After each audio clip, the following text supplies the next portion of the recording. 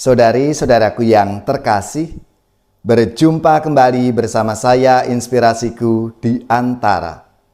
Renungan Harian Minggu 7 Juni. Hari ini kita bersama seluruh gereja Katolik merayakan Hari Raya Tubuh dan Darah Kristus. Semoga kita bersama keluarga, komunitas kita, selalu dalam keadaan baik, tetap sehat dan bersemangat. Marilah kita mengawali renungan kita hari ini dengan tanda kemenangan Kristus. Dalam nama Bapa dan Putra dan Roh Kudus. Amin.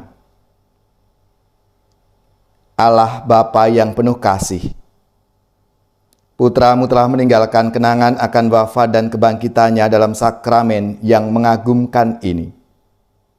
Kami mohon, semoga kami dapat menghormati misteri kudus tubuh dan darah Putra-Mu, sehingga kami senantiasa dapat menikmati buah penebusannya. Sebab Dialah yang hidup dan berkuasa bersama Dikau dalam persatuan Roh Kudus, Allah sepanjang segala masa. Amin. Dalam nama Bapa dan Putra dan Roh Kudus. Amin. Inspirasi kita hari ini dari Injil Suci menurut Yohanes bab 6 ayat 51 sampai 58. Marilah kita siapkan kitab suci kita masing-masing. Kita akan membaca bersama-sama lalu merenungkannya. Di rumah ibadah di Kapernaum, Yesus berkata kepada orang banyak, "Akulah roti hidup yang telah turun dari surga.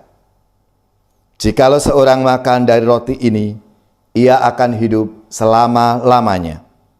Dan roti yang kuberikan ialah dagingku, yang akan kuberikan untuk hidup dunia."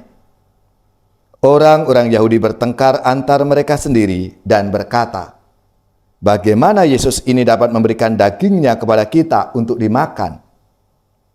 Maka kata Yesus kepada mereka, "Aku berkata kepadamu, sesungguhnya jikalau kamu tidak makan daging Anak Manusia dan minum darahnya, kamu tidak mempunyai hidup di dalam dirimu.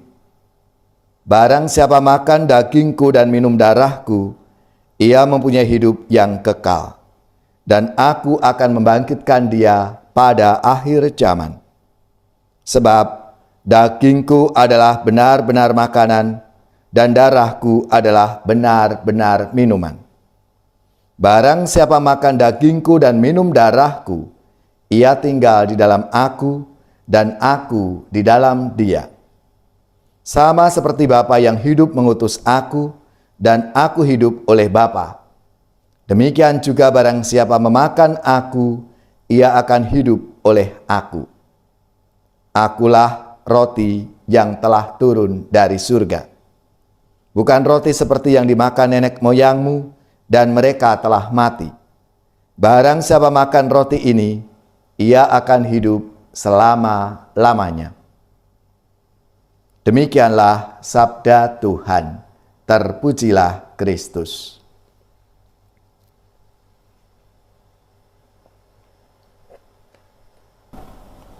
Ekaristi merupakan sumber dan puncak kehidupan Kristiani. Namun, seringkali Ekaristi dihayati hanya sebagai sebuah bentuk perayaan atau upacara. Padahal, sesungguhnya dalam Ekaristi kita sungguh berjumpa dengan Tuhan yang hadir secara konkret, nyata dalam tubuh dan darah Kristus. Tubuh dan darah Tuhan itulah yang kita terima dalam perayaan Ekaristi. Ketika mengatakan, "Inilah tubuhku", Yesus bermaksud mengatakan, "Inilah diriku sepenuhnya, seluruh jiwa ragaku." Dengan demikian, kita menyambut Komuni Kudus, kita sungguh-sungguh menyantap tubuhnya, seluruh dirinya, Pada waktu itu terjadilah satu persatuan dengan Yesus dengan cara yang paling sempurna yang bisa terjadi di atas dunia ini. Kita makan tubuhnya, bersatu dengannya, menghayati kodrat kemuritan kita. Sebagaimana makanan dan minuman yang masuk ke dalam tubuh kita akan menjadi bagian dari tubuh kita dan juga menentukan kualitas kesehatan kita. Begitu juga dengan tubuh dan darah Kristus yang kita santap dalam perayaan Ekaristi adalah santapan rohani yang menyucikan jiwa kita, mengilahikan kita, memberi kita kekuatan rohani dan jaminan hidup abadi di surga. Saudara-saudariku yang terkasih, Anda adalah apa yang Anda makan. Oleh karena itu, semakin sering kita menyambut tubuh dan darah Kristus dalam perayaan Ekaristi, seharusnya persatuan dengan Kristus itu akan mengubah kualitas jiwa kita, menghasilkan buah-buah yang baik dalam kehidupan kita. Seharusnya kita menjadi baik dalam kehidupan kita, menjadi semakin serupa dengan Yesus Kristus.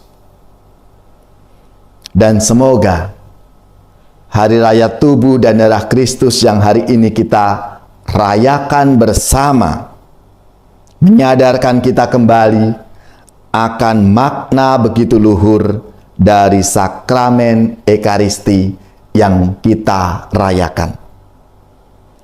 Oleh karena itu, saudara-saudariku yang terkasih, kita sebagai umat Kristiani mesti hidup dengan semangat Ekaristi itu. Kita dipanggil untuk dipecah-pecahkan dan dibagi-bagikan menjadi berkat bagi banyak orang, bagi sesama kita. Hidup yang ekaristis adalah hidup yang penuh syukur. Kita menerimanya secara cuma-cuma dari Tuhan, maka kita pun membagi-bagikannya dengan hati yang gembira kepada orang lain, terutama mereka yang sangat membutuhkan. Menjadi pertanyaan refleksi untuk kita semua. Sudahkah kita bersyukur atas hidup yang kita terima? Sudahkah kita berbagi dengan orang-orang di sekitar kita, terlebih mereka yang membutuhkan bantuan kita? Ya Tuhan, kami bersyukur atas rahmat Ekaristi yang boleh kami nikmati setiap hari. Semoga rahmat istimewa ini membuat jiwa kami semakin bersyukur dan bersukacita atas hidup ini.